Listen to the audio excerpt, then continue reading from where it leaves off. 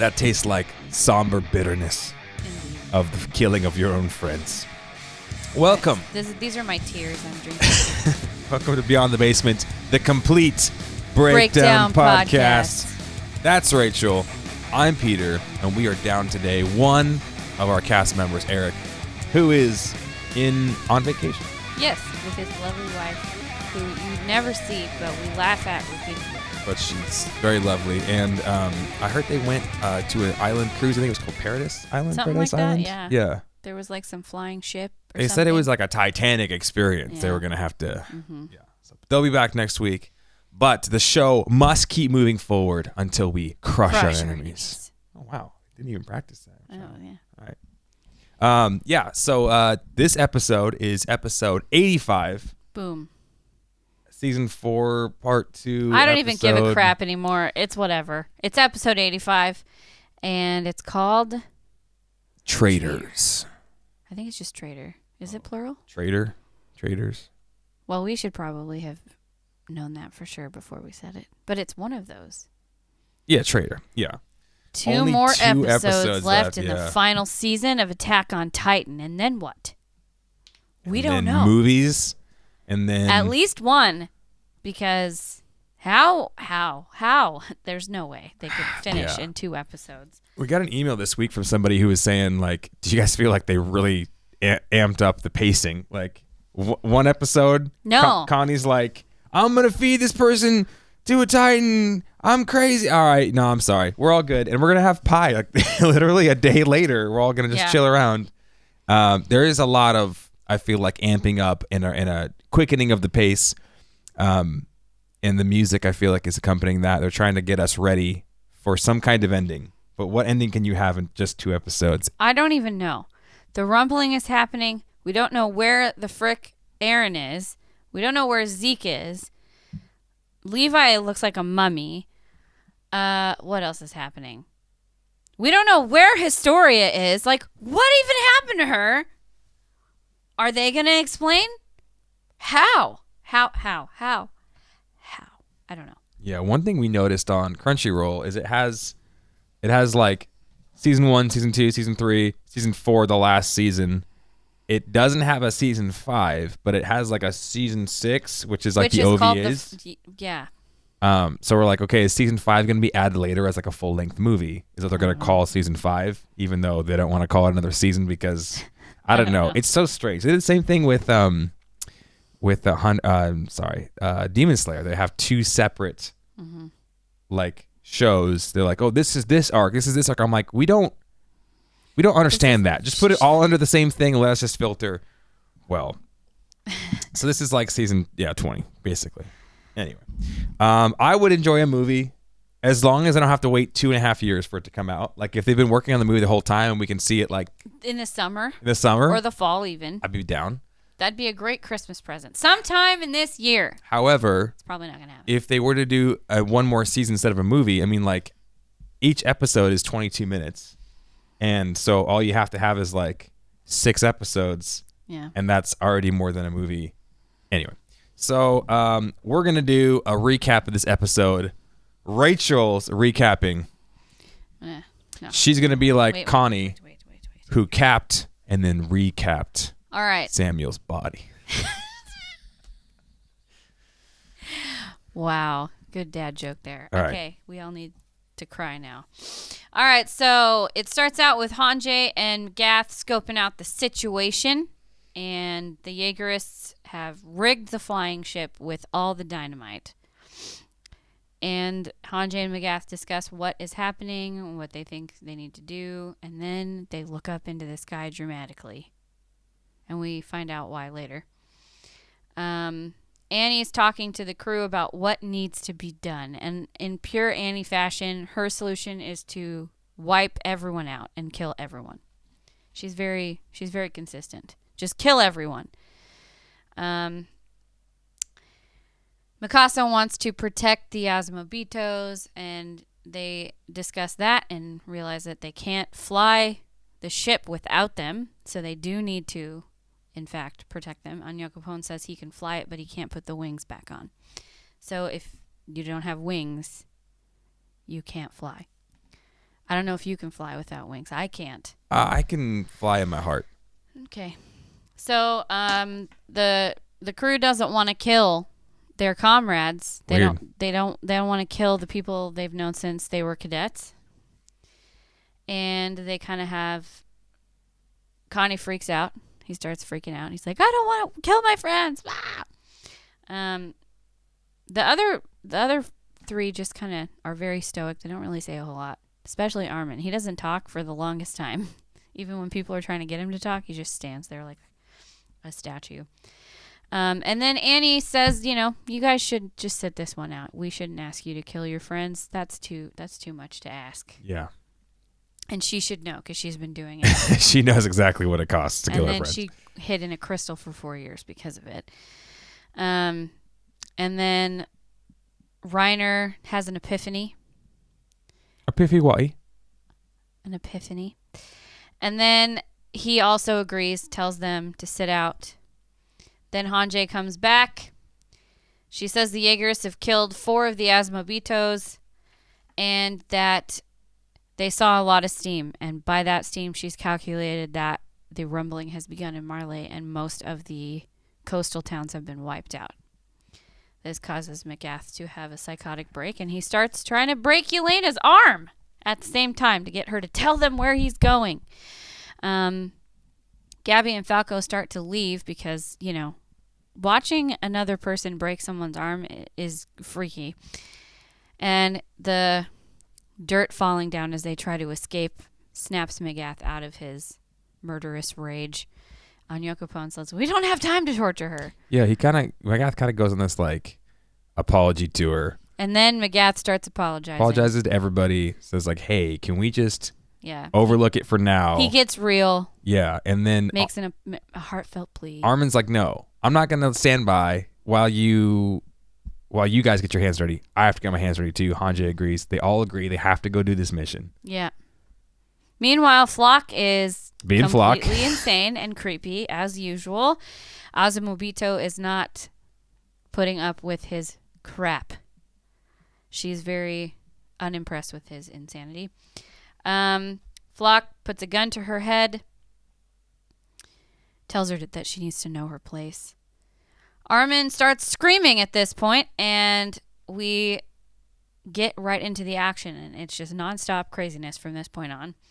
Armin and Connie are really trying to sell it. They're trying to sell that they're chasing the cart titan and they're chasing the armor titan, and we got to get the flying ship to catch them, and come on. And they ride their horses dramatically, and they manage to convince Samuel and Daz that they're on their side and that they need to take the explosives off of the flying ship. But everyone is still really tense because even though they want to believe each other, they want to believe Armin and Connie, they kind of don't completely, and Armin and Connie know it. Then they hear some gunshots. Flock continues to live. Dang it. All the bad words. Starts yelling at everyone that Armin and Connie are traitors and Mikasa are traitors and you need to kill them all. So then a lot of things start exploding. Mikasa saves the Azumobitos and the engineers, gets them to the basement with Jean. And then Armin gets shot multiple times in the face and the shoulder and I think the stomach perhaps, or the back. I'm not sure. Anyway, there's a struggle for the gun. And then there's a lot of emotional trauma that happens after that.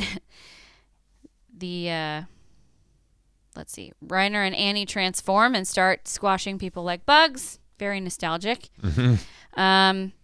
Connie and Armin continue to plead with Samuel and Daz. They don't want to kill them, but then Connie makes this terrible choice. And that's it. And it leaves somewhat of those season 1 cliffhangers, man. It's just we just shot our friends in the face and that's it. And now you're going to have to wait till next episode. So we kind of predicted a little bit of what was going to happen this episode. Obviously, we didn't know it was going to be this brutal. It was so intense. We figured that this episode had to be pretty quick, and they had to hurry up and get a hold of the flying ship because it's got to be at least 2 episodes. The confrontation with Eren, right? Can't just be 1 episode. I would think so. If it's just 1 episode of them confronting Eren, I feel like that's a pretty quick rush for the greatest grand epic boss of 4-season buildup. If they just if they take us off and tell us what's going on with Historia, I'm gonna lose my mind. Also, Yeah. what is happening with Historia? Yes, has a baby been born? What's happening? Yeah. What if she was born like right when the rumbling happened? That'd be crazy. Her name is Rumbling. No. Yes.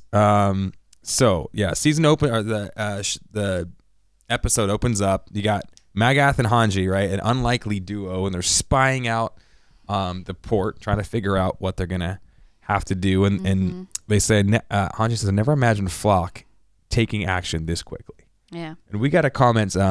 Yeah, how did he get all the way over there from where he was before? I mean, I guess he must have taken a train. Yeah, he does mention the train. What's interesting is it's not even like the fact that he was able to travel there quickly. It's more the fact that his character has changed in like a season and a half, right? Like season 3 is when he goes Erwin from dies, being a sniveling victim to a tyrant. He's like frozen in fear, and he almost has like the character arc, the reverse of what you want it. He goes from being like this sniveling, scared in fear, frozen in fear guy to being like, no, I know exactly what I'm going to do. It's the worst possible thing. Yeah. But he has motivation. He's still acting out of fear and control, though, if you ask me. I mean, that's what all authoritarians act out of, in my opinion. But but it's just now he's like quickly putting things together. He's suspicious of everybody. Like I think he would rat his own grandma out for, $2.99 in the name of Eren Yeager. Yeah, exactly. And the beautiful dream of destroying the entire planet. Yeah. You lunatic. Somebody said that. Yeah, Allison said he's smart, but he's not. He's not evil, smart. But he's not dumb, right? He's smart, but he's dumb. But he's not like stupid. He's not like, oh, he's okay, clever, Armin. But he's blind. Perhaps would be a better way. Yeah, I mean that's what everybody. I'd say every authoritarian's weakness is. That's what is so annoying about him, is that he's not a complete incompetent fool. Exactly. Which is really frustrating. The writing is a great villain. Like you love to hate him. And you want to see him get his comeuppance so badly. I hate to hate him. No, I'm just kidding. But I mean, that's what. He's an actual villain. Guys like Conor McGregor, guys like Floyd Mayweather, guys like Mike Tyson, and even before him, Muhammad Ali. The reason Muhammad Ali was such a big draw is because he made you either want to pay to see him get knocked out or want to pay to see him win. Either way, you wanted to pay to see him, and so. This is the drawing of a great character as somebody who I can't stand that guy, but you also understand why he's doing what he's doing. He became this like jacked up PTSD scarred person who developed out of his wounding this messed up ideology of the world, and he sees the world as like there needs to be a devil and we need to go find this stuff, and he found his devil in Eren Yeager. Yeah, he did. The same devil that Ymir made the pact with, And that devil is what his new god is, and he worships that devil with everything. And the manifestations of Flock, if they are if they are a true expression of Eren's beliefs, we're all in trouble. However, I still think that basically like Flock is the inmate running the asylum, and Eren's just like, do whatever you got to do. I have to go on, and I'm going to use you to get what I need to get, basically. Yeah, who knows at this point. So the question is, why haven't they blown up the boat yet? The flying boat, the Asmodeus flying boat, is still there. It's still covered up, and it hasn't been blown up yet. And Magath and Hanji are discussing that. Yeah, she says, it'd be sad if they blew it up because that's 2 decades of technology just lost. Yeah. But they probably want it to ensure that the mainland is empty after the rumbling happens. Which, what better seat could you have than an airship seat, front row seat to the rumbling happening and your dream of everyone dying being fulfilled, I guess. What a disgusting dream. Let me just say. Then they say the moment they realize we're here, they're going to blow it to smithereens. So they have to do this mission in incredible stealth or all at once. It's got to be a boom, smash, and grab, or it's got to be like a stealth. It's one of those like action games where you can choose be stealthy, or you can try to like, or just destroy everything, go crazy and kill everybody before they hit the alarm or something like that. Which was Annie's plan. She's like, we have to wipe them all off the face of the earth and steal the book simultaneously. He says, Magath says, if we can't manage this, then we have no hope of taking on the founder. This is kind of the first step of the new united warrior scouts. The Scouriers. I don't know. The Wouts. The Wouts. Okay, I like that one. Well, there's volunteers too. The Scouts, the Warriors, and the Volunteers. I don't know. The Volunteers. The Scovilteers. Scovilteers. Yeah. Mm-hmm. Yeah, they're talking about like we can't all work together and we can't get this thing taken care of, then there's no way we're gonna be able to beat Eren, you know? Yeah. So like, okay, this is our first test. And as they're about to go down, they see something. Hanji sees something. I thought they saw something in the sky, a flying machine or the flying Titan. We're like or something. so hyped about a flying Titan. We're like, what did they see? It is coming. I was halfway expecting a UFO to descend at this point. Yeah, they see the steam. And Hanji puts, of course, two and two together. Hanji math. And she's like, oh, based on how high the steam is, the ocean, and the speed they were walking, yeah, they're killing all of your children in Marley right now, right? While this is happening, we flip over to Annie, and she's like, hey, I know I just woke out of a crystal, but I'm going to tell you guys what to do. Because my name's Annie. I thought it was interesting. It's like, Annie, you don't know Armin anymore. You don't know Connie. He's been to jail, okay? He's just changed. Prison changed him. You don't know. She does know Armin, though. He's been talking to her for 4 years. Yeah, but she doesn't know what he's capable of. True. Like, she doesn't know the fact. I don't. Maybe he told her, hey, by the way, I killed children. I nuked to freaking women and children. Yeah, maybe he does. Now. I don't know. It's just I feel like it's interesting when you this happened to us recently when you haven't like met with somebody or worked with somebody for a long time, and then you go apart and they go apart. You both grow and you come back together and you're like, oh, the dynamic has changed a little bit, and it's not necessarily a bad thing or a good thing. It's just like we have to get reacquainted with what you're capable of, what I'm capable of, so we both know what's on the table. And Annie's like, we got to go murder everybody, 'cause that's what I'm good at. Because there's no other way, right, Armin? I come right out of stasis, and the first thing I want to do, man, I'm hungry for some murder. Pie and murder is what Annie's hungry for. She just wants murder pie. She's like, listen, there's no other way to do this, right, Armin? You don't have some kind of grand plan like you cornered me, which I think she's still salty about that. She got caught, you know? But it's like, listen, you know Armin. Armin's always got a grand plan. He's that... He's always trying to come up with a way to not spill a single drop of blood. And it fails every time. He's Teddy Roosevelt. He walks softly and carries a big stick. Yeah. You know? He what's that other quote from Mad Dog, the general? He goes, I don't know. Something, always be polite and have a plan to kill everyone you meet, or something like that. It's like, that's the world they live in. All right. Yeah.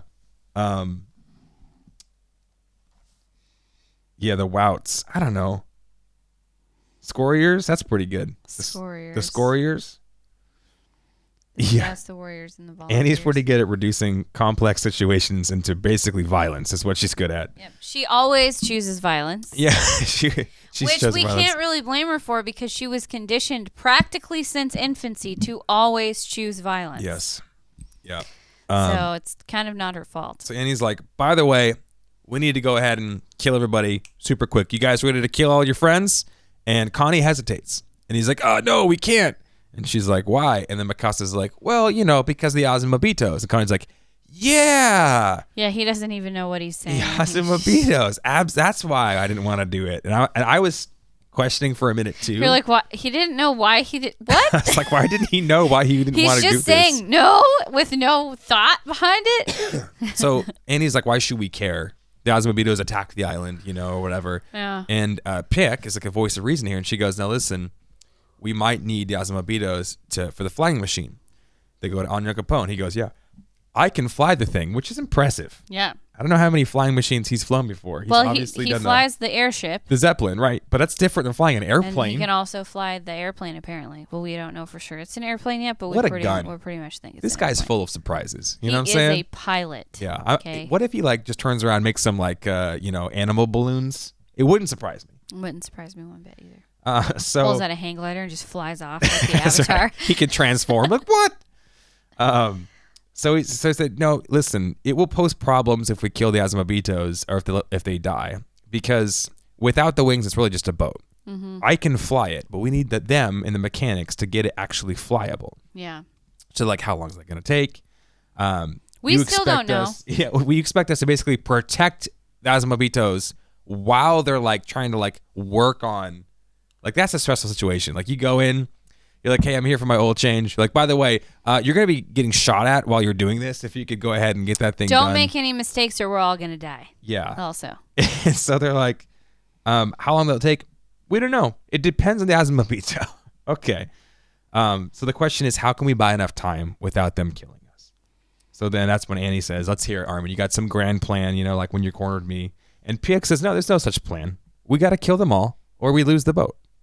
And Annie says, oh, I see. You don't want to kill your friends. You don't want to kill the Jaegerist, which this is interesting because I know that there was some people who they went to cadet school with, but it's been a while since we've seen them. Yeah. And I feel like we all had come to the point, at least us as viewers, where we're like, screw the Jaegerists, They all suck. They all deserve. Now we are reminded that they are in fact characters that we do care about a little bit. Isayama is great at Why does he keep hurting me? He's taking the black and white and he's turning it into gray again. He goes, hey, remember these people? They're not all faceless jerks. Fair. They've got faces, they've got names, and you know them.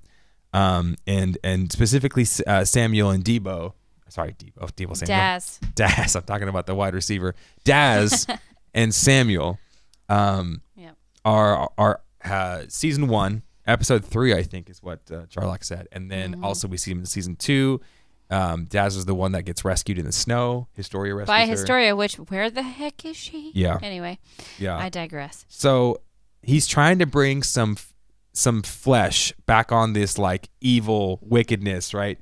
In this show, we keep wanting to go like, the monsters are completely evil. Yeah, us we're small. Okay, well, I guess the monsters are people actually, too. They're people. These people are really evil because they're part of this. Well, actually, we're all kind of evil as well, and we all have some bad things inside. Okay, but these coup people are the ones. The royals are, and then he keeps making us having to confront our humanity. And over and over. I think it's good. It makes us feel things, but it also really makes you think about what is genuinely right or wrong instead of just being able to paint with a broad brush one entire side. Yeah. There's no straw men here. So Connie speaks up and he goes, we're here to save people. Like, that's why we signed up to stop Eren, is to save people. And you want us to start by murdering killing our friends. What the hell? How is that a way to save people? That's not a good first step, right? Gosh, I feel so bad for him. Yeah. Reiner takes the physical beatings and Connie just gets he takes the emotional beatings. Beat all to smithereens. I don't know if I said this when we started recording, but we need to make a chart of pain and suffering. Yes. And see like who's at the top of the charts of pain and suffering, right? Zeke is up there. For sure. We got Reiner right up there. Yep. And then I think Connie is this episode gained some stock in the soulmate died. The suffering chart. Yeah, his mom's anyway, yeah. He's got some stuff. Poor Connie. His whole village is dead. He has no friends that he grew up with alive anymore. He has only his new friends. And now he has to kill half of them. He's killing his new friends. I can see why he's a little touchy. Will any of Connie's friends live? Who knows at this point? I wonder. Mean, he just saved Armin, but Armin's going to die. Like what? Imagine 20 years from now. Right? He's the cranky old man. Is Connie that never like talks. No, I don't think he's a cranky old man. I think he's like the Chuck Norris, like the government calls in like, "Hey, Hawkeye, we need one more killed." And he's like, "Just let me loose on him." Like he's the grizzled vet, I don't know, maybe not. Maybe if he lives. So Annie responds and she goes, "True. You guys shouldn't have to take part in killing your friends. Unlike us, you probably wouldn't have broken down the wall that day." Mm-hmm. And you could tell the effects of that Hanji therapy stew. It has 24-hour benefits, okay? Yeah. Stuff is still coming to the surface right now. Mm-hmm. And she's out here and she's going to go and she's going to throw them all under the bus and she's going to say, listen, you guys are better than us. You wouldn't have killed your friends. Annie cold-heartedly killed the scouts that she trained with, right? She killed her friends who helped her. She killed the people. She tried to not make emotional balance because she was a double agent. Mm-hmm. But she legitimately, if you guys remember, she grabbed that one guy and she whipped him around. And smiled about it like it was a fun game. And there was just some sadistic look in her eyes. And so she's basically carrying separation here. She goes, you guys wouldn't have broken down the wall that day. That may have been true of Armin. That may have been true of Connie. Mm-hmm. That may have been true of Mikasa. And probably John. But that wouldn't be true of Eren Yeager. Because Reiner realizes that's what he meant. Reiner has the flashback. And Eren goes, yeah, I'm the same as you. I realize that like we're the same. And you're like, oh, you're the same because you thought the world was one way and it turned out to be different. And you thought you were helping. And no, not exactly. Eren recognizes that Reiner thought he was doing the right thing. And even though he was sacrificing some people in order what he thought was saving more people, Aaron's like, I'm going to do the same thing right now, and I'm going to continue to do that on a much larger scale. What's interesting is Reiner is like so repentant and regrets his decision, and Aaron's like, you're right, bro. I'm going to do it, except instead of kicking in a wall, I'm going to kick the world. He's like, I'm going to do it even harder now that you said that. Like, please stop. Oh, yeah. Hanji's do AOT merch. All right. It's going to come. It's coming. The people have asked. Okay. Nate the Great says, in my head, fantasy, Connie is helping the Bros family on their farm 20 years in the future. Yes. He has become Papa Bros. He's like, yeah, everyone needs to go back to the farm to get out of the forest, find their hearts in gardening and making something beautiful. And can Connie recover enough dealing with their trauma? Exactly. Poor Connie. Plant your garden, you guys. Tend your garden. So then Reiner goes, yeah, it's the same as what Aaron meant. Reiner says, yeah, you guys don't have to fight. You watch from a safe place. If the Jaeger spot you, you're going to have to fight anyway. So just, you guys stay back. And with Connie, Falco and Gabby, yeah. Yeah, stay with Falco and Gabby and Anya Capone and Yelena, who is there and being a creeper. And Connie speaks up and goes, yeah, we just sit back, we'll watch you guys slaughter each other. And then Jean says, is this even a situation that a Titan power alone can solve? I think this calls for some, Jean realizes that they need the ODM gear. They need everybody, all hands on deck. They can't do it by themselves. They need some scout power. But Reiner and Annie are like, yeah, we got this. We can destroy everything. Just us. Because Cart Titan's sitting back there, too. She's not coming out. Yeah. Interesting. But Hanji slides down. And Hanji says, I won't sit back, which is what she said earlier, last episode, right? She goes like, I kind of have a Keith Sadie's type thing. Like, genocide is wrong. I can't just sit around in the woods, crapping in the woods. Like, I got to go, I got to come and I got to fight. I got to stand up. I can't sit on the sidelines. I have to stand up for what I believe is right. That's why we love her. So she's not going to sit back. And then she brings some additional information to the table. She goes, the Jaegerists have killed 4 already. Humanity is running out of time. Yeah. And you're like, what do you mean, Hanji? And she goes, I just saw a bunch of steam in the clouds. Those are Titans crossing the ocean. Judging by their speed, they've already set foot on Marley.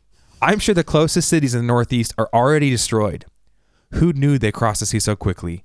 How many have died thus far? This causes McGath to lose his mind. McGath starts to walk while she's dialoguing this, which is crazy that she could look at the steam and somehow deduce the speed, rate, velocity of a swallow in flight, Yeah, she's crazy smart. She's impressive. So she's like, oh yeah, the Colossal Titans, the Rumblings already hit Marley, which we didn't think that was happening. They looked like they were moving pretty slow. Yeah. And when she dropped this, like, I was shocked. I don't know. I couldn't believe that they were already in Marley, which we know there's stuff going on in Marley. Mr. Leonhardt's leading kind of a rebellion, so I'm excited to see that part of the episode, if we're even going to see that much. Yeah.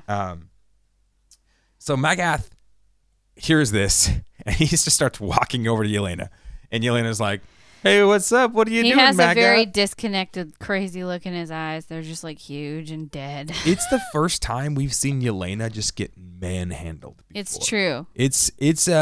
It felt weird. It's also the first time we've seen real human emotion from her, even for a second. Yeah. It felt dirty watching the scene because I hate Yelena. But also I'm like, listen, torturing someone mindlessly is not good. I shouldn't really be cheering for that, Yeah, no, it's messed up. But also I'm like, I'm not going to stop you, Magath. I'm going to be like, oh no, please don't. But I don't want to watch it. Please actually stop, though. And so it's weird what he does. He steps on her elbow, which really freaking hurts. I don't know if you guys ever had that done to you. He grabs her. Okay, this is how you know his brain is off, because he grabs her here, covers her mouth completely, and demands she talk. And he steps on her elbow, and he starts wrenching her arm. Now, I don't think this is the best way to actually break someone's arm. I think there's better ways to break someone's arm. But it's incredibly painful. And he goes, you better tell me where Eren Yeager is, or I'm going to give you another elbow joint to bend. I'm going to break your arm in another place. Yeah. She's already so, like loosey-goosey with her morals. Might as well loosen up those arms as well. But it's just an interesting perspective. Like we haven't seen Yelena get treated like this ever. In fact, she's the one in command. She's the one in control. She's the one calling the shots. She's the one like imposing her will on others. And the fact that Magath just comes over here and like suns her, I was like, what does it feel like when you get treated like that? Is that going to bring some humanity back to Yelena, right? Obviously, everyone else is like, hey, we shouldn't just be abusing people randomly. Even Hanjay's like, torture is not the best idea after I've learned myself. And so Magath has to break Yelena's arm, and he goes, I won't kill you. Don't worry. Like, you don't have to worry. I won't kill you. I'm just going to hurt you until you tell me where Eren Yeager's going. And Yelena, like, doesn't even cry out, which is stupid. Anyone would cry out when their arm's getting broken. But she goes, oh, what a relief. Tears in her eyes, right? She goes, I changed my mind. I don't want to die now. I want to see how this ends. Take me with you, and I might tell you where Eren is. Yeah. So she wants to tag along. She's got something else going. Before she had no reason, no will, no purpose, and all of a sudden, now she has some kind of, I don't know, there's something going on. The crazy has returned. She's not defeated anymore. Now she's defiant again and crazy like before.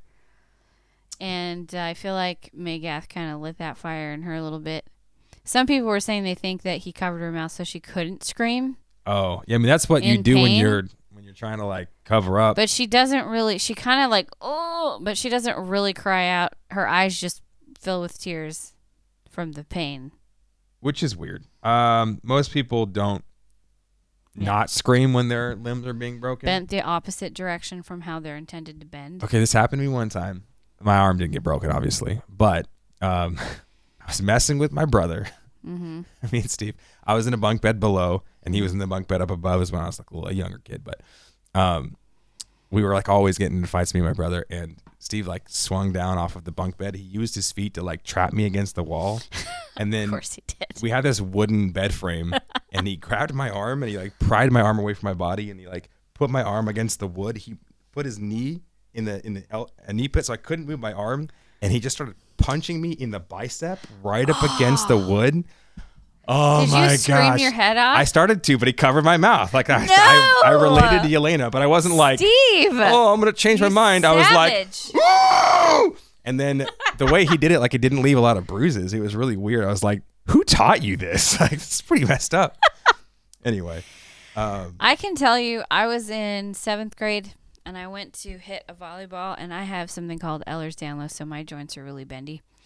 And the ball hit me just the right way to bend my elbow the wrong way. And I can tell you right now, it is excruciating. I collapsed. My eyes blacked out for a second from the pain. Like it was pretty bad. So I don't know how a person wouldn't scream in pain when their elbow is bent the wrong way. It's pretty intense. Yeah, hyperextension. Doesn't feel good. It's no good. Yeah, we don't even know if Yelena can actually feel pain. You know what? When this happened, I was waiting for steam to come up from her. I kind of was too, a little bit. I'll be honest. Show us the monster Titan, inside. Yeah. Yeah. It's weird.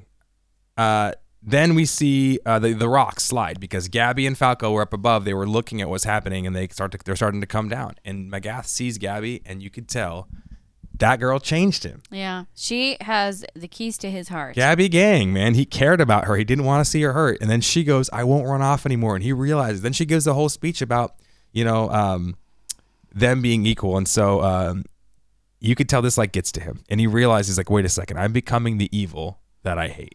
Mm-hmm. And Magath's, he's the oldest person there. I don't know, he's 40s or 50s or something like that. Mm-hmm. Hanji, I figured was like 35. She's like 37, I think. 37 or something like that. The rest of them are still relatively young, right? I think Levi's like 30. Yeah, Levi, but then the rest of them are pretty young. And so Magath's like the adult in the room. Yeah, he really is. Right? Now, he's granted, like the dad. All these kids have all grown up. They've all seen horrible things. Like they're all mature. I'm not saying they're not mature, but I'm just saying like he's the only one who's got years under his belt. Mm-hmm.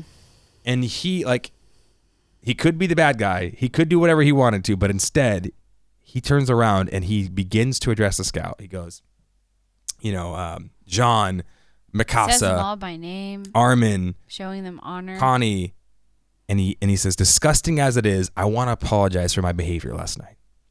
I was trying to justify my own actions. Mm-hmm.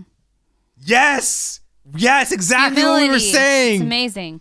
He goes, I feared to look at myself and see I've become as vile as Marley. None of you are to blame. It's wrong for you to make you bear the sins of past due against your race. And we're like, they're all standing there like this, mouth agape. Even Hanjay, they're just awestruck. All 5 of them. dude, that stew has just medicinal properties that keep going throughout the week, right? Mm-hmm. He turns and he goes, Puck, Annie, Reiner, you shouldn't have to endure the world's hatred your whole lives either. However, it's our duty to remember this stupid, blood-stained history and teach it to future generations. Mm-hmm. Now, I think what he's saying in this is not what they used to do. Mm-hmm. They used to drill it into people's heads. You're guilty for this. This is who you are. You're terrible. You're wicked. You're devils, or whatever. Mm-hmm. No, I think what he's saying now is what we've been saying for forever is you have to understand history so you can avoid making the same mistakes in the past, in the future.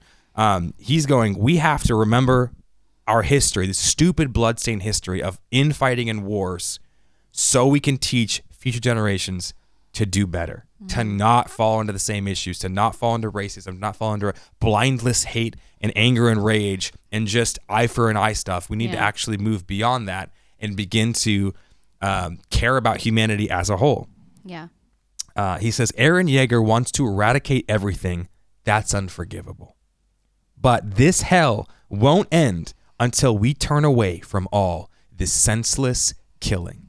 And that is, he's getting it, man. That's inspirational. That is the anti-Eren part right now. Like they both, Eren kind of thinks that way too. Like, oh, this hell won't end until I kill everybody and only my people survive.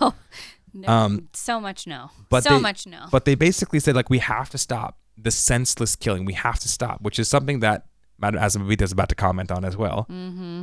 But he says, please, and he bows down before the scouts, and he says, please look the other way till all this bloodshed is over. We have to go do this terrible bad thing right now. So in other words, don't watch as we kill your friends. We have to go do this one bad thing, but once we do this bad thing, then we're going to try to stop and make up for it by saving all of humanity. Mm-hmm. And so can you forgive us the bad thing that we're about to go do? Will you just look away? Will you just stay back? And he bows down, and it's like this great humble moment. Like the man in the room is humble and bows down to everybody else. And as he's doing this, we see Armin. Armin finally speaks. And Armin goes, I refuse. And I'm like, you refuse his apology? Is that what you're trying to say? I was confused at first too. I was like, what do you refuse? I'm so confused. Yeah, no, he goes, I refuse. I won't just stand back with clean hands. Mm-hmm. Like, we're all in this together. We are the Scout-Keteers. What do the Scoriers? We're the Scoriers. We're the Scoriers. And we're in this together. You guys have done wicked. We've done wicked. The volunteers have done wicked. Like, we're all in this together, but we're here with one common goal, and that's to try to save humanity. That's to try to make something better and leave a legacy for our children of how we stopped the endless bloodshed. We stopped the complete wickedness. We stopped genocide, right? Magath, in his turn, is awestruck. First, all the scouts were like, you actually care about us? What? You don't just see us as devils? And now Magath is like, you won't just stand by with clean hands. You'll actually go do the hard, gross, nasty stuff and that we have to do. Traitor. And become a traitor, to your own friends in order to save everybody. And he is awestruck. And it's a really powerful moment. The music starting to get really good in this episode. And that moves us to our next scene with Flock being bananas. Just lecturing Azumabito on how terrible he is, Yeah. He's absolutely out of his mind. Completely crazy. Interesting. Nate says, in Magath's speech, I also heard an undercurrent of, in order to teach these lessons, there have to be future generations in the first place. Eren's trying to erase those future generations, so he has to be stopped. Okay, that's actually, I missed that part. Yeah. So then we go to the Azumabitos. We've got all the mechanics sitting around at this table, terrified, and you've got 4 dead bodies on Kiyomi, the floor. right? Yeah, Kiyomi. Kiyomi, she's there, and Flock with his stupid Luger, right? And then you've got 4 dead bodies. Obviously, 4 people who stood up, 4 people who weren't gonna just go with the flow. And you'd hope that their sacrifice would spur other people to be like, yeah, we're not going to do it. But a lot of times it's the opposite. A lot of times the other engineers are they're on the verge of crapping their pants. Like, you can tell they're all just shaking. Anxiety's high. Meanwhile, Kiyomi's just like, she's like, I've seen this all before. She is a mountain of calm. Yeah. She will not be moved by Flock. This is what tyranny has to do. You have to shut up the people who will oppose you right away. Right? So Flock has already killed the people who would talk back or whatever. And he's only going to have people who are going to fall in line. And he's reminding Kiyomi of that. He puts the gun to her head, and he goes, yeah, so the good news is, the Hizuru land is going to be destroyed. Yeah. Everyone else is going to be died. So you don't have any other worries anywhere else. You can focus 100% on improving the island, right? And you've got all the best engineers right here. And they're all like, oh, God, please don't kill us. Yeah. And he says, you don't have to, as long as you just follow what you're told, you're not going to run into any issues. You won't be like these 4 people were dragging out streaks of blood. Yes. On the carpet. And she says, sorry to spoil your mood. Sorry to spoil your good mood. Yeah. What change are you so happy about? If you think Paradise Island is safe, you're wrong. Your world is about to shrink. Yeah. And you'll still continue killing one another as always. And this is the point that Pixis made. That's all. That's it. Yeah. This is the point that Pixis made, back in season 1, about how you would think if there was a common enemy, we would all unite around that common enemy and we would stop killing each other, right? This is the whole Watchmen theory, is if everybody unites together to stop one thing because their lives are on the line, it will cause peace and harmony, whether they want to or not, right? And we thought maybe this is what Eren is doing. He's given the world a common enemy to unite under, but obviously, in this case, there's still some civil war going on, and there was already inequality. There was already hatred. There was already murder. There's already terrible things happening inside the paradise that only the royals were having, right? There was already these people exploiting people. There was Kenny and his gang killing people who stepped out of line. There was all these terrible things happening, even in paradise, right? Yeah. And so the truth is, you're never going to get total peace. All you can do is create a society that incentivizes the most amount of human flourishing and de-incentivizes things like crime and wickedness and all tyranny and tyranny, right? And you have to give enough of everybody a vote or a say in being able to control their destiny for themselves. Otherwise, you're just a peaceful dictator, right? So that's all you can do. And that's what, obviously, many nations of their world have understood already. And Flock is under the false fantasies. If you just kill the bad guys over there, there'll only be good guys here on the island. Well, Flock, I got news for you. That's not true. You're one of the worst of them all, buddy, okay? True. Your ilk has taken over. And yes, there's momentarily, like we saw the festival, we saw the pies. There's momentary serenity, but that's not going to last forever. When the honeymoon phases, wears off, when people want to have stuff for themselves, they're going to take it. They're going to kill. Look what you're doing. You're killing people at the point of a gun. This is not real peace. This is enforced peace at the edge of a gun, and that is not necessarily going to last, right? So I think it's interesting how after she says the world will shrink, that's all, you'll still continue to kill each other. He's like, yeah, I'm starting to think you're right about that. Yeah. But anyway, know your place. And puts a gun to her head and pushes it in and tells her she needs to know her place. Like, this could even be a moment of character growth where we're like, okay, he's not all bad. And he's like, you're probably right. I'm going to kill you if you don't do what I say. I'm like, this is like Joker, He's so crazy. And then he's like just repeating that phrase, know your place. Know your place. And he's about to pull the trigger. Yeah, this is a good question. Is Flock going to survive to the final episode? I think he's going to kill Mikasa or something horrible like that, and then someone's going to shoot him and he's going to die. I hope I'm wrong. I hope I'm wrong. But I just have this feeling he's going to just be an absolute a-hole to the very end and continue to just be the baddest of the bad guys ever and just get one more in there before he finally dies. I mean, what's the comeuppance for Flock? That's the worst thing I can think of him doing is killing Mikasa or Armin and then dying. Okay, so could the same Could the same thing happen for Flock that happened to Yelena? Yelena was like this, I'm Zeke is a Do you think he'll god get and everything's broken? so good, you know, whatever, and I'm in control and you can't, whatever. And then her god like gets owned. Yeah. And she's like, I don't know who I am. Should I die? What's happening? Right now, the devil is Eren Yeager. That's Flock's god. If Eren gets beat, is that going to be the comeuppance that Flock needs? And Jean's going to grab him by the freaking scruffy red hair and go, look at your god. He's no god. He's fallen. He wanted to kill us all and we stopped him. Yeah. How do you like them apples? And Flock's going to be like, I repent of all my wickedness. And then Mikasa's going to cut off his head or something like that. Could that be the ultimate ending? You know, but I don't know.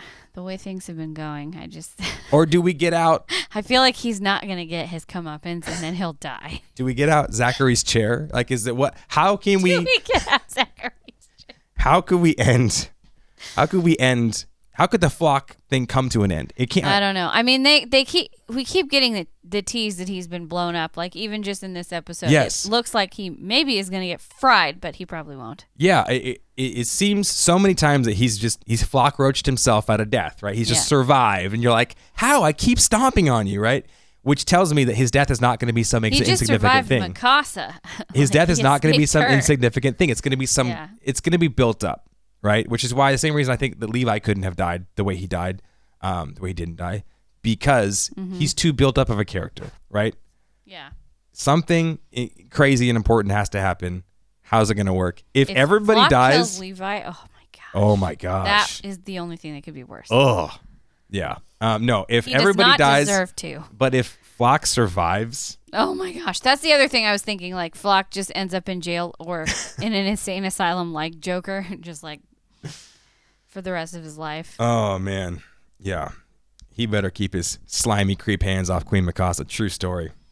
Yeah.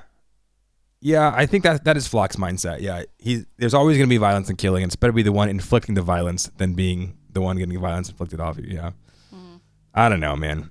I'm really interested to see if Isayama has got me completely amazed at this character arc from this seemingly insignificant character, and Eric really, he's not Eric.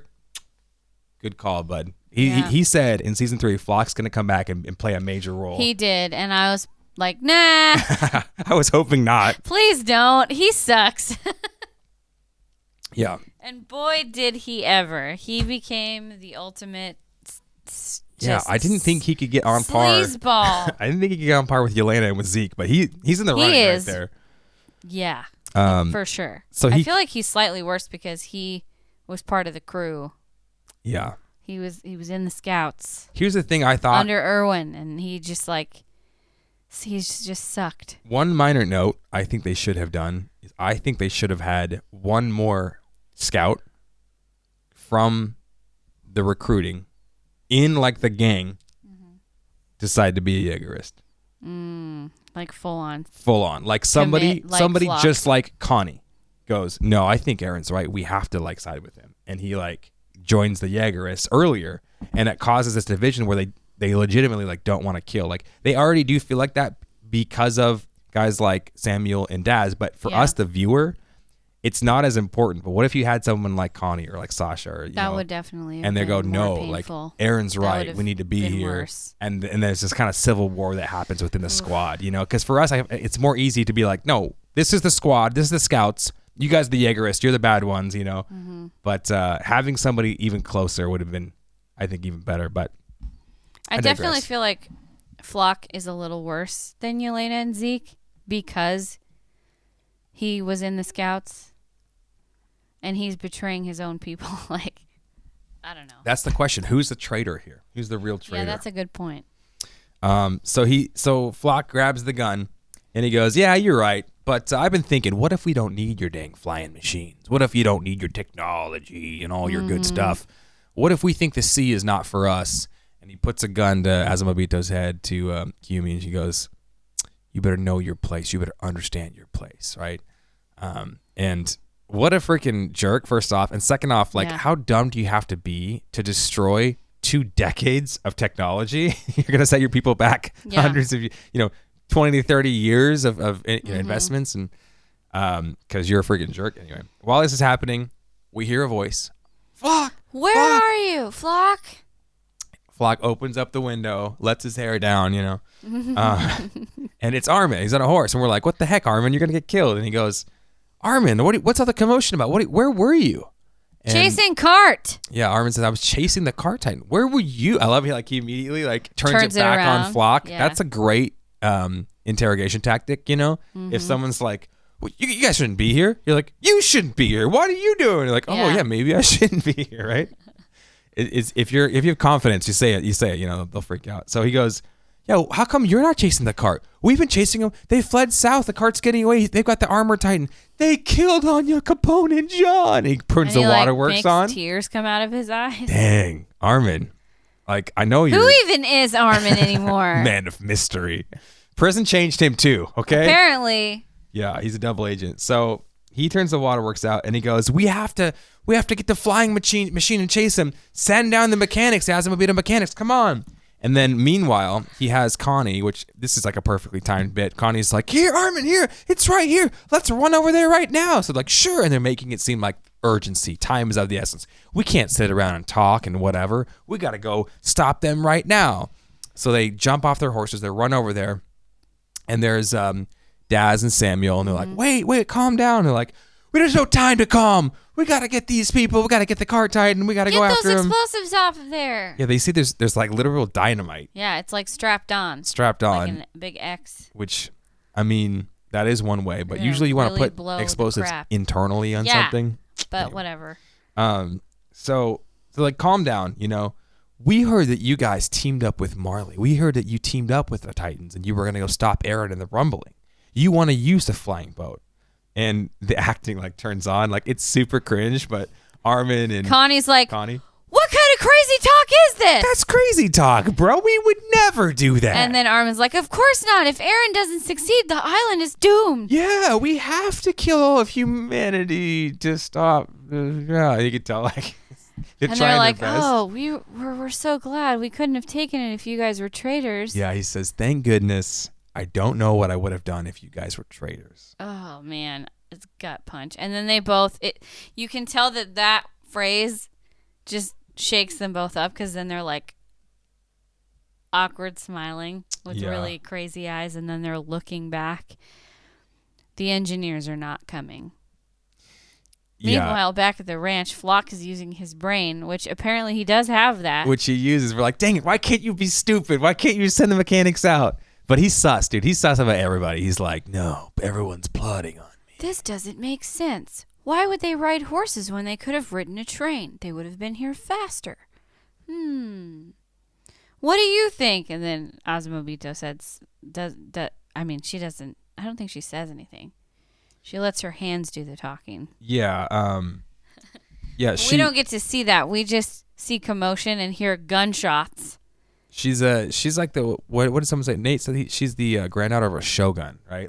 She's got some strength, right? She's got the blood of warriors in her, so she grabs.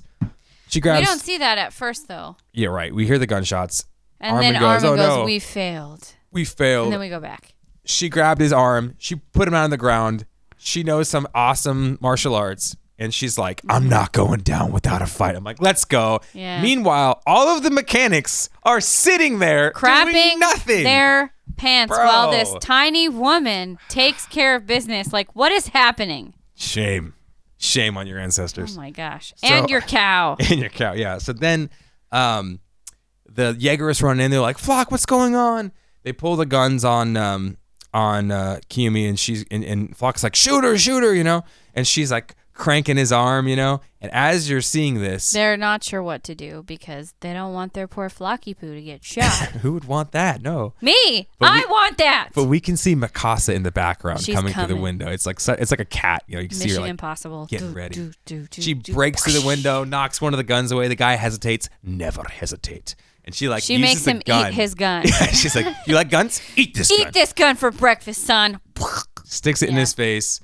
That would hurt. That hurt a lot. The animation was brilliant too because there was a gun-shaped red mark immediately on his face as he slams into the wall and drops. Yeah. The panel is pretty awesome. Oh, sorry. Charlotte was saying there's a panel of her sprinting towards Flock, grabbing his arm. Yeah. If she's got any of the Mikasa type blood. She's definitely the strength, the super strength. It'd be funny if it turns out it comes from the Asian part and the Ackerman. Yeah, both are together. strong. Yeah. Yeah. Maybe that's why she has burning headaches. So they were talking on the dock while this is happening, right before the gunshots. Samuel goes, "Oh yeah, part of me thought you guys would help our enemies, because you kind of like that, aren't you? Like always helping people or whatever." Yeah. And Armin goes, "Listen, in his mind, he goes, if all goes to plan, no blood will be spilled, right? Unfortunately, all didn't go to plan." No, because Flock was involved. Yeah, exactly. They should have spilled that blood. So Flock shoots his little harpoon thing. He goes through the window. He goes up and he goes, "Everybody, they've betrayed Aldea." Mikasa, Armin, and Connie are traitors. Which is interesting. Who are you to say that they've betrayed Aldea? Who even is a traitor anymore? We don't know. Maybe you've betrayed the whole world by being a racist. I don't know. Like, just... Yeah. It's very interesting, the episode. They usually, Isayama writes it so you can take it in multiple ways in Traitor. Who's really the traitor here? Is the traitor the Jaegerists who are going to exploit everybody else for their own personal gain? Mm-hmm. Is the traitor somebody who says, no, that's wrong and I'm going to protect people? Who's the real traitor? I mean, the Jaegerists turned against all of the military. Yeah. So they're traitors. Also, Connie and Mikasa and all them pretended to be Jaegerists, but they're actually not. So they're traitors. Magath is traitor against Marley. I guess, yeah. The Warriors are also traitors against Marley because they're now helping. They've gone in cahoots with their enemies. Somewhat, yeah. Everybody's traitors to everybody at this point. Yeah. Who even knows? Meanwhile, Eren is just, using the world as his own personal trampoline with the giant colossal titans. Yeah, this is a crazy part. Someone said earlier the interesting part is that you're a traitor, everyone's a traitor. The only one who's not a traitor is Papa Browse. He's not a traitor. But he would trade you some good potatoes. Yeah. So he's a traitor of sorts. Sasha would betray you for any kind of meat. For meat, yeah. Someone said earlier that Erwin pulled off the entire coup without any bloodshed. Right, which I think Armin, that's Armin's goal. benchmark. Yeah. He never gets there. He never gets there, yeah. So they say that, they've attacked Aldea. Mikasa says they're going to shoot their thunder spears in here. We got to get to the basement. So they start running down. Mm-hmm. As they're running down, an explosion happened. They get thrown aside. There's fire, craziness. The music starts to ramp up here. It's really good. And they see some Jaegerists in the hallway. They got their guns drawn, and blam, blam, blam, blam. They get gunned down by Magath and Hanji. Yes. Ace shots, even with one eye. So they go all to the basement, beyond the basement, back to the basement. Interesting. So they go to the basement. Where they get trapped. Where they're trapped. But they're not dead. Kiyomi's like, this is stupid. We're trapped here. They're just going to kill us one by one. But it's like, Kiyomi, you don't know about the 9 Titan powers, and we have the majority of them right here. And they're going to help us out. All we have to do is buy some time. Meanwhile, Daz and Samuel have heard Flock's cry, and they have responded. Daz goes to make the bomb, and Armin turns, and he sees him making the bomb, and he goes, "What?" And blam, blam, blam, blam. Armin gets lit up. His teeth get blown out. He gets shot through the head. I was pretty sure he was toast, because if you get shot through the mouth, your brain stem's right there. That's the nape. I thought so too. I was super worried. Armin was gonna die. I was super worried, man. I was really scared. And then he coughs up his teeth, and then stops moving, and I'm like, he's dead. Oh, Connie also thought that. This is the start of one of the most emotional parts in a minute, actually, man. Oh my gosh. I was every part upset. of what happens after this is just makes me sick to my stomach. Yeah. It's just absolutely gut wrenching for real. We had to watch him. I didn't know what to do with myself. I kept trying to grab Peter's arm and then my own leg, and I was just like, I don't know what's happening. I just don't know if I can take Armin almost dying again. We just keeps doing it. Armin, it's the rubber band man, he just keeps coming back. It was a very intense scene. This begins one of the most intense scenes. It is very brutal. So Samuel just freaking shot Armin without a hesitation. And he pulls the gun on Connie, right? And he goes, Daz, hurry up, blow up the boat. And he says, you betrayed us, Connie. Even though you said we'd expand our lands, we'd eat meat. Why did it come to this? It always comes back to meat. It always comes back to meat. Yeah, if you would have just given the officers some meat, man, it would have been okay. Dang. While this is happening, the warriors come into play. We haven't seen Reiner and Annie like this. It's since true. Season 1. This is like the gang's getting back together, and it's pretty cool to see them work in unison for the first time in a long time. Yeah, it's true. They're actually being a what is the word? Cohesive unit. Yes, thank you. Yes. So they shoot out, they launch, they crisscross applesauce. Boom, boom, 2 giant explosions. Flock is in between them. Please, God, tell me he's been barbecued. Probably not. We thought, no. I even thought this would mess with Samuel, but it doesn't really mess with them. I think he just looks over. No, Connie, makes him drop and saves him. Yeah, Connie, tackles him to get the gun is what I thought. But they're struggling now over the gun. And as this is happening, we flash back to the shoreline where Yelena with her arm in a sling, we got Anya Capone, we got Gabby, we got Falco, and Captain Levi's all there. Mm-hmm. And Yelena says something to Levi. Yelena says, nothing can take the violence out of the people, right, Captain? And they're she's got a busted up arm. Levi's covered in bandages. They are 2 perfect examples of what the violence of people look like and how crazy and wicked people can be. And it's playing out right now. They were hoping for a bloodless coup. They were hoping for this thing to be able to get played out, but nope, nothing can take the violence out of the people. Very true, ominous words by Yelena. I think at some point right before that, Mikasa has her internal dialogue and she's like, I gotta wipe them all out. She's resolved to kill all the Jaegerists, which is sad because they're her friends. Yeah. Very sad.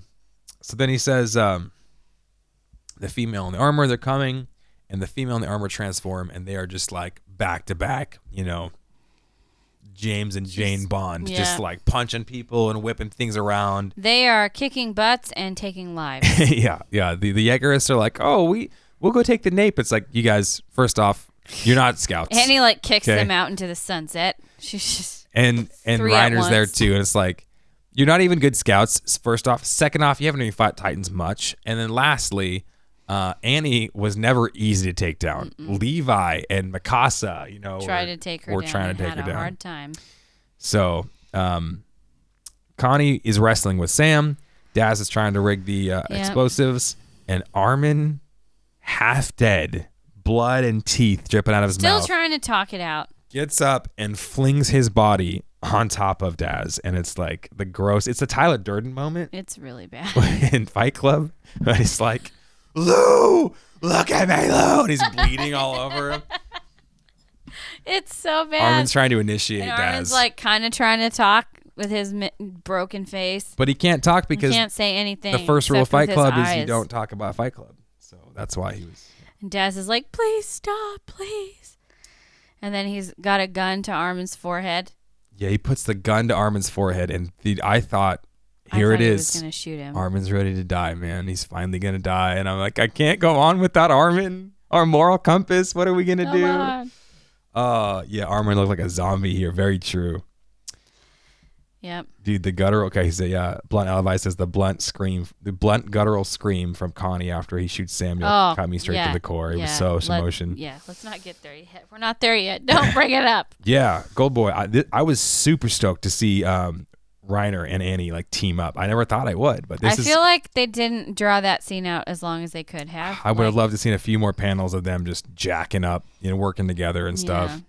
I don't know why the cart stayed back. Yeah, me either. I'm not sure. Was that part of the ruse, and then she just thought they could handle it? I don't know. I thought she was going to come up out of the water. Maybe the people that are back there. Yeah. So Armin's bloody. He gets the gun to his head, and Samuel and Connie are wrestling, and he says, "You're traitors. Why? Aren't we friends? Aren't we all friends?" I thought you were our friends. And Connie grabs the gun away, and he goes, "You are our friends." Tears begin to stream down his face. And he goes, but I, and he can't quite find the word. And meanwhile, Armin remembers, Bertholdt's words. Bertholdt, when he was inside of Reiner was holding on to him, right? Mm-hmm. And they're running away, and all the scouts are like, "Why did you attack us? Why did you do this?" And Bertholdt says, "Yeah, you were our friends." Bertholdt says, "Someone has to be the one to do it." Connie grabs the gun, tears in his eyes. Someone has to get blood on their hands. He turns and blam. He Shoots saves Daz Armin's right through life. the head. Daz is dead. And as he does this, I thought he was going to turn back around and go like, "I didn't want to do that.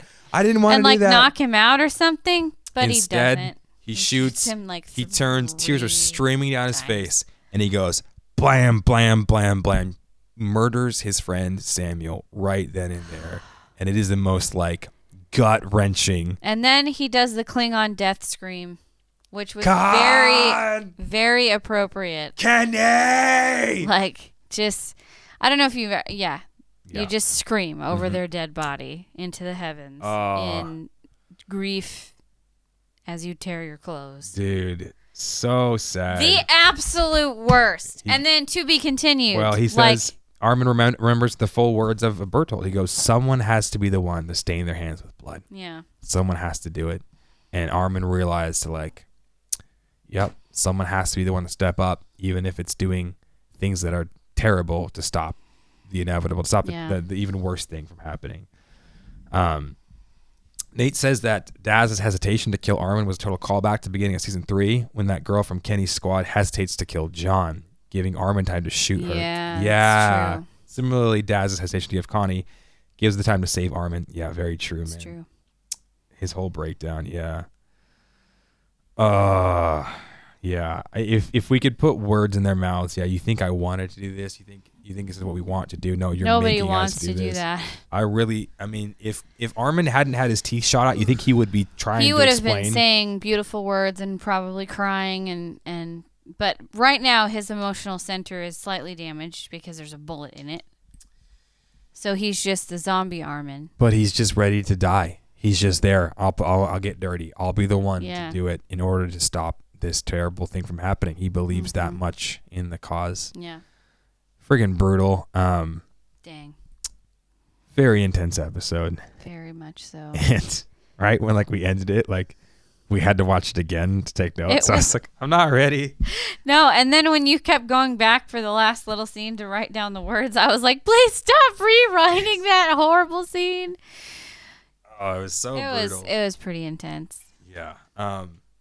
So we're going to move to some predictions. We don't know what's going to happen. We are anime onlys, no spoilers. I feel like I was so traumatized by the ending of that episode that both times we saw the preview, my brain did not process. I didn't even watch. I don't remember. I was just literally any of it.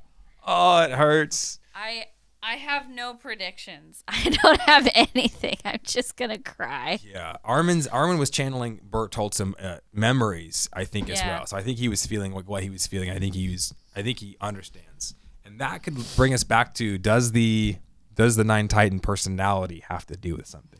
I don't know. Is that why Armin has it? Is because him and Bertholdt are the same, or does Bertholdt impact, Armin to feel a certain way? I don't know. Where do you think they go from here? What do you think the episode goes from here? Oh, sorry. Before we go this, feel free to email us your questions, comments, anything we got wrong, something you noticed, some piece that ties together, beyondthebasementpodcast @gmail.com. And give us all the stars. 5-star review on Spotify, Apple, wherever you listen Apple to podcasts. Yeah, we appreciate that. All that the helps thumbs a ton. up, all the stars, all Subscribe the comments. to us on YouTube and Twitch. Twitch. Yeah, we're here live at 5 p.m. Now we've just entered daylight savings time, so I don't know what Weeping that and gnashing means of teeth, anymore. everyone. I'm sorry, you guys. Well, we just, we will still be streaming at 5 p.m. daylight savings time, Pacific daylight savings time. There, I said PDT. it. Yep.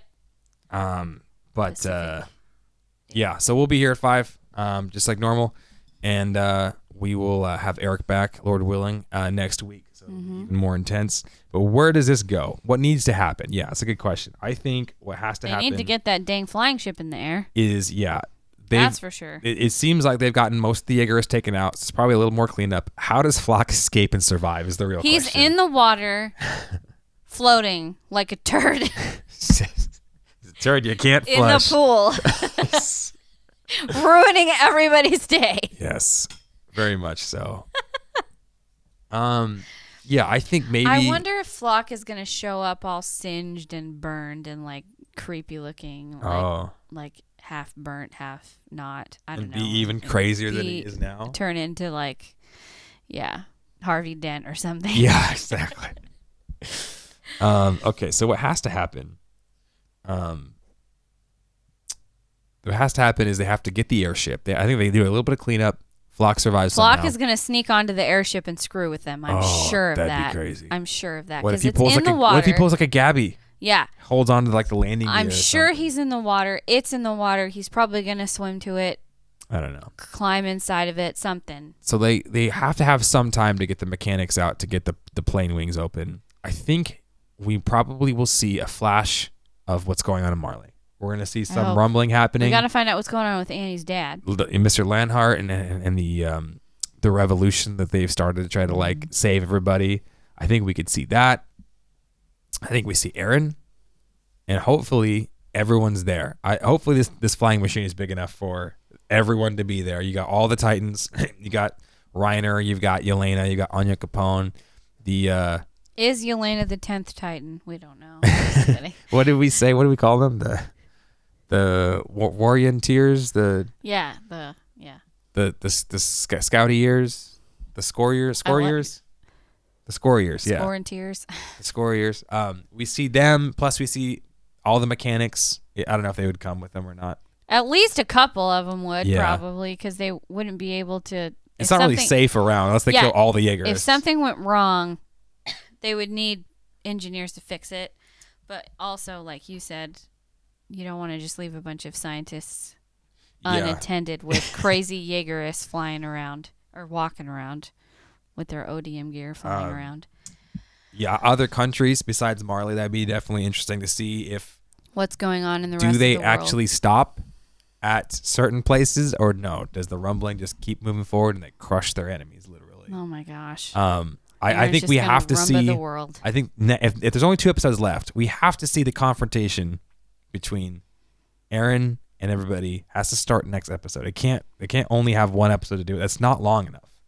Yeah. There has to be like interesting stuff going on. The paths, Zeke. It's not going to be enough. I can tell you that. It's not going to be enough. Whatever happens in the next episode, it will not be enough to satisfy me. Yeah. Yeah, seriously. Oh, yeah, good point. Charlotte says that next week's episode is not going to... Hopefully it won't be a killer cliffhanger because it's going to take them 2 weeks to get another episode It's out. going to be a cliffhanger. Just prepare your soul. I was hoping it'd be like an hour. Prepare your soul, people. I'm not kidding. It's going to be just as bad as this one. I'm sure of it. Dang. And then we're going to have to wait 2 weeks to find out what happens. Intho says, I'm so afraid John's going to die. That dream last episode was a big red flag. Yeah, I agree. Man. I totally agree. Don't say that. Who would be the most painful death? I feel like they're all going to die. You think so? I really do. It's a tragedy. Everyone dies. I think everyone but Armin dies, and then Armin's going to die anyway because he's a Titan shifter. But he's alive to tell the story. Yeah. I think he's going to be the last one alive to tell the story. Casa dies? And this will be his, he'll be, at the end of his term writing the show. Do you think they use the ice burst crystal in order to create some kind of nuclear warhead? Chemical weapon? Maybe. Possibly. Do they have time for that? I don't know. Who knows? Maybe the Azumabitos have been working on it this whole time. It's on the ship. It would not surprise me. And all that's missing is the stone. Yeah. I don't know. I would love to know if they were going to make these episodes longer so we could actually have the content to figure out what's going to happen. It sounds like they're not going to. I don't think it will. They're just going to be 22-minute episodes. I hope they don't pull a Game of Thrones. Leave it. And it's like, hey, you guys, you can make more episodes if you haven't finished the story in a good way. You can continue on. No, we can't. We're just going to leave it. I need to see this thing wrapped up in a good way. And if they just leave us on the cliffhanger and make us wait for a movie. Isayama did want to hurt us. It's going to hurt. I'm going to pay the money to see it, but I'm going to be begrudging the whole time.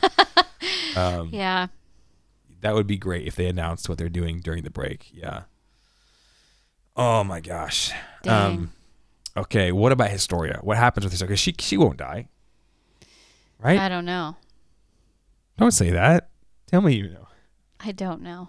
Well, okay, what do you think She happens? might die in childbirth. Give us she dies in childbirth, but the baby gets delivered? That'd be crazy. Don't want that to happen. That would be very tragic because she doesn't get to fight anymore. And, she wanted to give her life as a hero. That's what she wanted. And she doesn't get to do that kind of does, but. Very true. Very true. Okay. Prepare for the pain. Yes. Thank you. Yeah. Thank you, Paris. I'm buying alcohol and tissues and we got my therapist prepaid on retainer. Okay, let me see a couple emails Who here. indeed is the father? Yeah. I don't think it's Zeke. No. Don't let him touch you with his dirty monkey hands. Just gross and hairy. Gross. They're related technically, too. Royals do that, though. Yeah, that's true. Is it Aaron, I think it might be Aaron or maybe Jean. Jean? I don't know why. There's no way he could keep his mouth shut about that. Not. That'd be a crazy plot twist. So James Flynn said that in episode 34 and 35, you asked how Ymir knew how modern Marley worked. Ymir knew this because she inherited Marcel's Titan memories and would know about modern Marley and the overall plan of what they did at Paradise. We were wondering about not OG Ymir, but Ymir that we knew, who was friends with Historia. Mm-hmm. How did she know about all these things? She knew because she had inherited Marcel's memories. That actually makes a lot of sense. Ties up some things. Also, he has a question. What if there's more than 9 main Titans, but Marley scientists combined multiple powers into one? Yeah, you can see that in the Warhammer Titan. Definitely, it's fun to think about. It does seem like there's only 9 Titans. That's been in the lore. They've talked about that, continually. Why is it that number specifically? Is it just because they had $3 and $3 had 3 additional kids? Is it because there's something else going on? Is Will there a they limit? ever explain it? Do they even need to?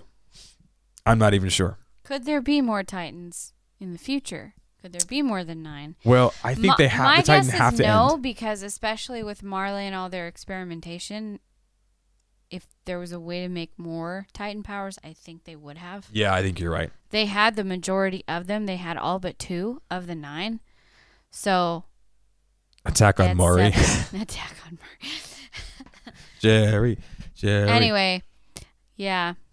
Yeah, that's right. Falco does have the Jaw Titan. So what if we haven't seen him in his Jaw Titan form? He has not transformed yet. One of our readers had a theory that he would fly. Because his name's Falco, of course. Because he's a falcon. He's going to be the Falcon Titan. I would lose my crap if that happened. That would be That would be cool. But it is true that the Titans do seem to look different when manifested through different shifters. So, Grisha's Attack Titan looked very different than Aaron's Attack Titan. Yeah. Very, very different. Yeah, the hairy chest. Zeke's Titan looks more like Grisha's Titan did, which is interesting. And we don't know what Kassavar's Beast Titan looked like. We never saw it. Yeah, technically. But he made it seem like it wasn't very good for fighting. I don't know. Which Zeke is really good at. So what the heck? You would think that hereditarily you get your hair genes supposedly from your mother's dad, your grandpa on your mom's side. So Aaron gets his genes from his mom's side. So maybe he's not quite as hairy, but maybe not. Zeke gets it from his dad though? No, from his mom's side. Yeah. Oh, yeah. So maybe she was. I don't know. I also think it's interesting how different Ymir's Jaw Titan looked from Porco's. They were very different looking. So I wonder what Falco's is going to look like. Yeah. It would be crazy if his did look like. And remember, it took Aaron a while to get control of his Titan power. Yeah. If I was Falco, I'd be like, "Hey, bro, let's get that on him right now. We got to train you. We got to get you ready for combat because we don't have time." Keeping him out of the fight because he's not ready. He hasn't been training enough. But I think he's definitely going to come into play. He's going to jump out of the plane and turn Go Titan and be like, "I have to save Gabby," or something. That'd be crazy if he did it. Well, if he had intent, he could probably do it. He's going to do it. If somebody threatened Gabby, I'm pretty sure he would grow wings and fly to save her. Yeah. Very interesting stuff. What do you think happens with Mikasa and Eren? I don't know. I don't feel like he deserves her anymore. We don't really know what's going on in his head. We all 100%. know Jean has been holding a torch for her this whole time. Yeah, that's true. What and if they end up together? Somebody said somehow? in his vision, flash, his wife looked very much like Mikasa. I didn't think it was, but maybe it was. So in his dream, it's Mikasa it's there. Usually, yeah. Which is crazy because, he like goes to be with the Jaegerists and not with her, and it's like, bro, if you wanted the good life, the one that you want the good life with is walking out. You know, maybe he knows he can never have her. He's just dreaming. I don't know. Sean says that he always found it interesting that Kruger and Eren's Titan look so similar. They also share the same name. And Grisha birthed Eren after eating Kruger. It's definitely some path stuff going on right there. Yeah. Oh, they showed the scar in the vision, so it was Mikasa. Yeah, they did. I saw the scar. Dang. Yeah, what's going to happen with Mikasa and Eren? Is she going to be the one to kill him in like a tragic lover story? Will they somehow end up together and have a child in the future? Will they? Like, who knows? I don't think so. Probably not. This is not a happy story in the end, okay, Rich? Don't get me wrong. In Pete's happy place, there's Papa Browse, there's Sasha. They're making all potatoes. Together. Yeah. But I need to see someone to write that and release that. Is like, hey, that was all a dream. Here's the happy thing that took place. Here's Hannes and here's all these guys, and they're all just celebrating, and everything's fine. I don't know. But it won't end up being fine. Okay. Final prediction. Do you think the combination of additional Titans has more to do with anything? They're going to combine. Eren has to combine more Titans. I don't know. Because he didn't intentionally kill the armor Titan, and it seemed like he could have killed the. He could have killed Ja, but he didn't. He could have killed Ja, but he didn't. Right. I think he intentionally left Reiner alive for a purpose. Maybe it's a future he'd seen. Maybe it's something that he just didn't know and just didn't want to kill his friend. Something tells me Reiner's going to have a big part to play in whatever goes down next, and that's why Eren left him alive, because we know Eren can see the future, or at least glimpses of it. Dang. I would love that. I would love if Reiner had a big part. He kind of had like a cool redemption part, because he's just been such a friggin' punching bag for the last whole time, like season and a half. Yeah. Okay. Tell me about the AOT spinoff school. Is it actually something that's like happy and therapy? Can we watch that? I haven't watched it at all. But I've heard good things. I've heard that it's pretty good. Do we have any emails that we want to? We do. Okay. I think we'll save one for next week. Save a couple for next week. Okay.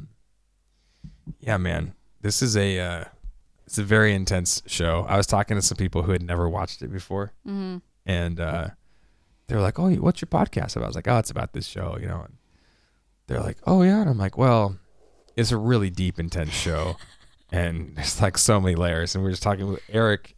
Eric and Becca are watching Lost, and they're still on season 1.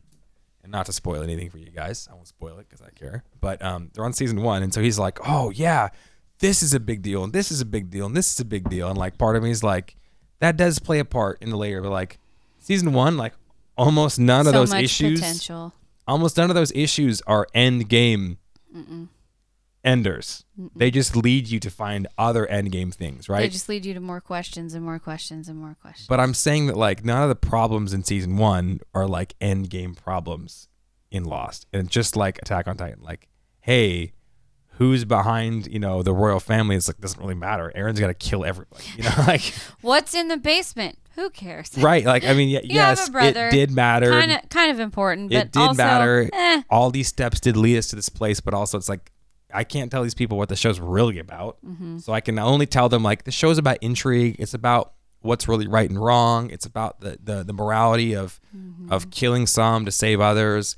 And it's kind of about, humanity versus monsters and what monsters really are. Yeah. And they're like, "Oh, it sounds dumb." I'm like, "You haven't seen the show. You don't understand. It's 4 episodes deep of onion just peeling away the layers." Yeah, it's definitely, it's a thing. All right. Well, thank you guys for hanging out. We will be back here next week. Same bat channel, same bat time. Because next week isn't the break, right? Correct. We have one more before the break. Okay. And for the time that is the break, we've got some stuff that we got planned. Do we? In the works. We do. No one tells me the plans. Yeah. Yeah, guys, thanks for showing up. The inmates ran the asylum today, and Eric will get back soon. So you guys have an amazing night, and we will catch you all. Make sure you guys hug your loved ones. Be safe. Don't murder your friends with a gun. And definitely don't be Flock. Oh, don't be. Except his indomitable will to live, no matter what. That's okay. Hey guys, thanks again for watching and listening to our show, Beyond the Basement Podcast. If y'all are enjoying it, go ahead and leave us a 5-star review on iTunes or wherever else you listen to our show. Check out the description below for links to our awesome Attack on Titan merchandise. And join us live on Sunday nights on Facebook for all of Season 4. And some of our best content is on YouTube, including me, so go ahead and check that out. And lastly, if you guys have any questions or just want to chat with us, please email us at beyondthebasementpodcast@gmail.com. Thanks again, and we'll see you guys in the next video.